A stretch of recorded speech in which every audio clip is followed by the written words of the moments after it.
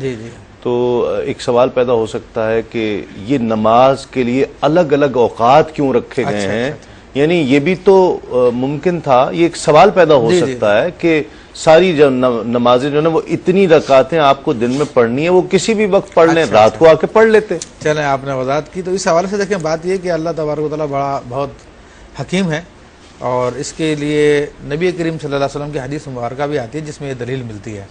تو یہ روایت میں پہلے عرض کر دوں، اس کے بعد پھر جو عقلی طور پہ حکمت ہے وہ میں عرض کر دوں گا۔ ٹھیک ہے کہ نبی کریم صلی اللہ علیہ وسلم انصار و مہاجرین صحابہ کرام کے ساتھ تشریف فرما تھے، تو یہود آئے اور انہوں نے آ کر کہا کہ اللہ تبارک و تعالیٰ نے سیدنا موسیٰ علیہ السلام کو کچھ ایسی حکمت عطا فرمائی ہیں کہ جو غیر نبی کے علاوہ کسی اور کو نہیں معلوم ہوتی، تو ہم آپ سے معلوم کرنا چاہتے ہیں کچھ باتیں۔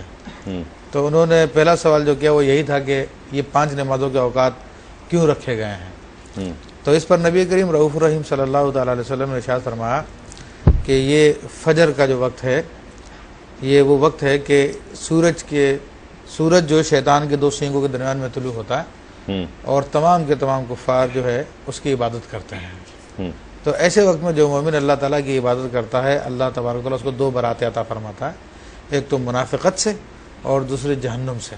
ٹھیک ہے، یہ 2 براتیں اس کو عطا فرماتا ہے۔ فجر کی ایک حکمت بیان ہوئی۔ ظہر کے بارے میں آپ علیہ الصلوۃ والسلام نے ارشاد فرمایا کہ ظہر کا وقت وہ ہے کہ جب کہ جہنم کو بھڑکایا جاتا ہے۔ تو ایسے وقت میں جو اللہ تبارک و تعالیٰ کی عبادت کرتا ہے تو اللہ تبارک و تعالیٰ اس کو جہنم سے پناہ عطا فرماتا ہے۔ پھر عصر کے لیے آپ علیہ الصلوۃ والسلام نے ارشاد فرمایا کہ یہ وہ وقت ہے کہ جب سیدنا آدم علیہ السلام نے پھل کھایا تھا، آپ سے لغزش ہوئی تھی۔ تو جو بندہ اس وقت میں نماز ادا کرتا ہے تو اللہ تبارک و تعالیٰ اس کے سارے گناہ معاف فرما دیتا ہے۔ اور مغرب کے بارے میں آپ نے ارشاد فرمایا کہ یہ وہ وقت ہے کہ جس میں سیدنا آدم علیہ السلام کی توبہ قبول ہوئی۔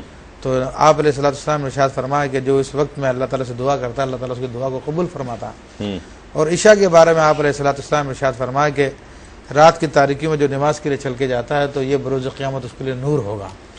تو یہ نبی علیہ الصلوۃ والسلام نے 5 نمازوں کی 5 حکمتیں بیان فرمائی۔ پھر اگر ہم عقلی اعتبار سے دیکھیں ٹائم مینجمنٹ ایک بہت بڑا ایشو ہے، اور اس کے لیے باقاعدہ دنیا میں بڑے بڑے کورسز کرائے جاتے ہیں۔ جی ہاں بالکل، بہت کتابیں اس پر لکھی گئی ہیں۔ جی جی، تو یہ ہمارے اوقات صلاۃ جو ہے بندے کو اوقات کا، نماز کا ٹائم کا پابند بناتے ہیں۔ ٹھیک ہے، اور اس میں ایک باقاعدگی پیدا ہوتی ہے، زمانہ ادھر سے ادھر ہو جائے لیکن جو نماز کے اوقات ہے سورج اپنا ٹائم بدل لیتا ہے، ٹھیک، ساری کی ساری چیزیں اپنے چینج ہوتی ہے، لیکن نماز کے اوقات کے اوپر بندہ پابند ہوتا ہے کہ ان کی پابندی کرے۔ ٹھیک ہے، پھر ایک حکمت اور میں عرض کر دوں کہ ایک تو یہ مینجمنٹ کا مسئلہ، پھر دوسری بات یہ کہ بندہ اس دنیا میں آتا ہے صبح سورج طلوع ہونے کے ساتھ زندگی کا آغاز ہوتا ہے۔ ٹھیک، وہ بھی نماز سے ہو پھر جی ہاں، تو ایک تو نماز سے ابتدا ہوئی، پھر نماز پہ ختم ہوئی، پھر تیسری بات یہ کہ اس سارے ٹائم میں انسان دنیا داری کرتا رہتا ہے۔ ٹھیک ہے، دیندار آدمی صبح جاتا نکلتا، شام کو واپس آتا کام آ کر، ٹھیک، تو دنیا کے اندر الجھ کے رہ جاتا ہے۔ تو ایسے وقت میں اس کو دنیا سے نکال کے رب کی یاد کرائی جاتی ہے